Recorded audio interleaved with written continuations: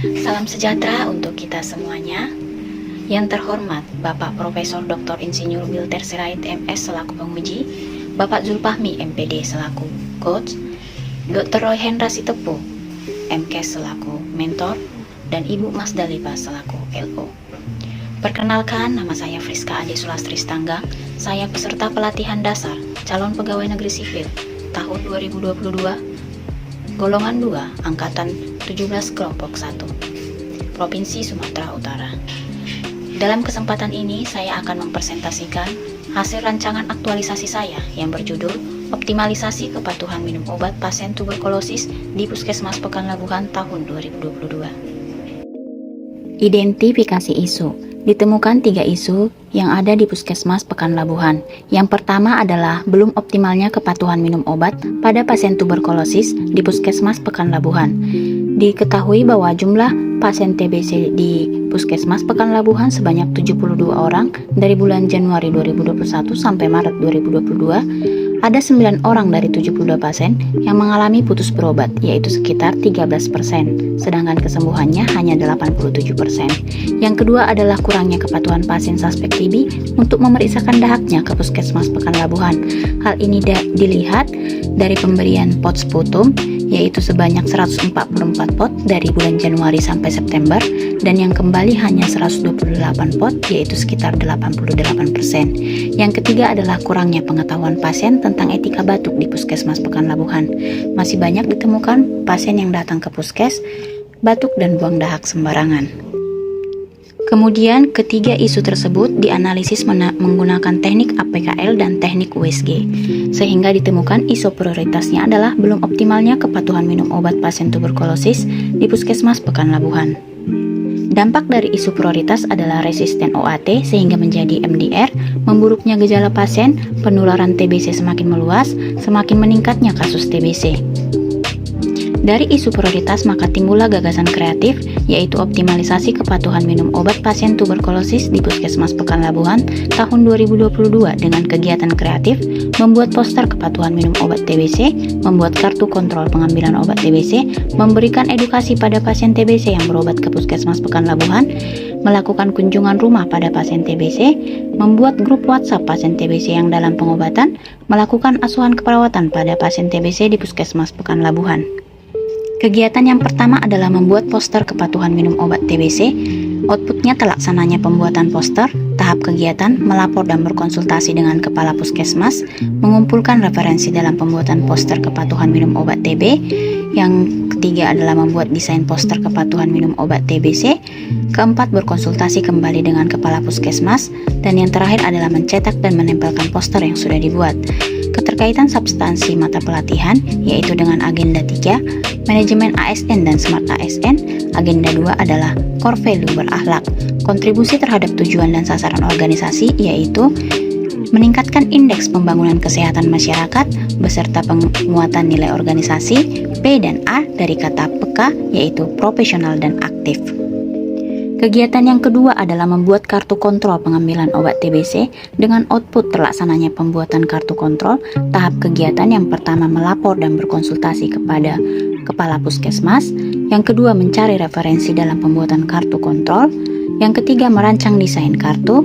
Yang keempat berkonsultasi kembali dengan kepala puskesmas. Yang terakhir adalah mencetak dan memperbanyak kartu kontrol yang sudah dibuat serta membagikan kepada pasien di Puskesmas Pekanlabuhan. Keterkaitan substansi mata pelatihan yaitu manajemen ASN dan smart ASN beserta core value berakhlak, kontribusi terhadap tujuan dan sasaran organisasi yaitu meningkatkan indeks pembangunan kesehatan masyarakat beserta sasaran jangka menengah Dinkes Kota Medan, meningkatkan upaya pelayanan kesehatan masyarakat. Penguatan nilai organisasi adalah P dan A yaitu profesional dan aktif. Yang ketiga adalah memberikan edukasi pada pasien TBC yang berobat ke Puskesmas Pekanlabuhan dengan outputnya adalah terlaksananya kegiatan edukasi pada pasien TBC. Tahap kegiatan yaitu melaporkan dan berkonsultasi dengan kepala puskesmas terkait kegiatan tersebut. Yang kedua mempersiapkan bahan edukasi berupa poster dan kartu kontrol yang sudah dibuat. Yang ketiga meminta arahan kepada kepala puskesmas. Yang keempat melakukan edukasi pada pasien TBC di puskesmas. Yang terakhir adalah menyampaikan penggunaan obat TBC secara tepat guna. Keterkaitan substansi mata pelatihan dengan agenda 2 dan 3, yaitu manajemen ASN dan Smart ASN berserta core value berakhlak. Kegiatan yang keempat adalah melakukan kunjungan rumah pada pasien TBC dengan output terlaksananya kegiatan kunjungan rumah dalam pemantauan obat TBC. Tahap kegiatan yang pertama melapor dan meminta izin kepala puskesmas, yang kedua menyiapkan format pemantauan obat yang sudah ada, yang ketiga berkoordinasi dengan kader, yang keempat melaksanakan pemantauan, yang kelima mengkaji hasil pemantauan dan melaporkan kepada dokter penanggung jawab program TBC. Keterkaitan substansi mata pelatihan yaitu dengan manajemen ASN dan Smart ASN dengan beserta core serta kontribusi terhadap tujuan dan sasaran organisasi yaitu Dinkes Kota Medan, meningkatkan indeks pembangunan kesehatan masyarakat serta penguatan nilai organisasi keseluruhan dari kata peka yaitu profesional, empati, komunikatif, dan aktif. Kegiatan yang kelima adalah membuat grup WhatsApp pasien TBC yang dalam masa pengobatan dengan output terbentuknya grup WA pasien TBC. Tahap kegiatan yang pertama melapor dan berkonsultasi dengan kepala puskesmas, yang kedua mengumpulkan nomor telepon pasien dari status rekam medik ataupun SITB, yang ketiga memilih nomor telepon pasien TBC dalam masa pengobatan yang bisa dimasukkan ke dalam grup WhatsApp, yang keempat membuat grup WA, yang terakhir adalah menambahkan ke grup WA nomor telepon pasien TBC yang sedang dalam masa pengobatan.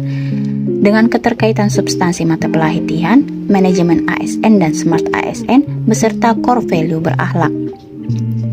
Dan kontribusi terhadap tujuan dan sasaran organisasi Dinkes Kota Medan, meningkatkan indeks pembangunan kesehatan masyarakat, sasarannya jangka menengah Dinkes Kota Medan, meningkatkan upaya pelayanan kesehatan masyarakat dengan penguatan nilai organisasi keseluruhan dari kata peka, yaitu profesional, empati, komunikatif, dan aktif.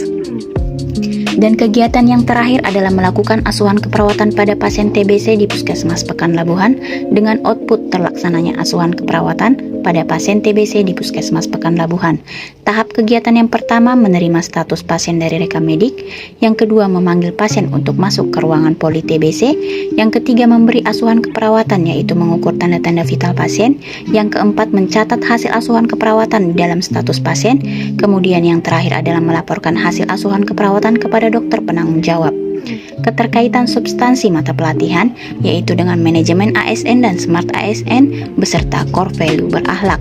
Kontribusi terhadap tujuan dan sasaran organisasi Dinkes Kota Medan yaitu meningkatkan indeks pembangunan kesehatan masyarakat dengan penguatan nilai organisasi dari seluruh dari kata peka yaitu profesional, empati, komunikatif, dan aktif. Rencana jadwal kegiatan aktualisasi yaitu kegiatan 1 sampai kegiatan 3 dilakukan di bulan November dan kegiatan 4 sampai 6 dilakukan di bulan Desember. Sekian yang dapat saya paparkan, akhir kata saya ucapkan terima kasih.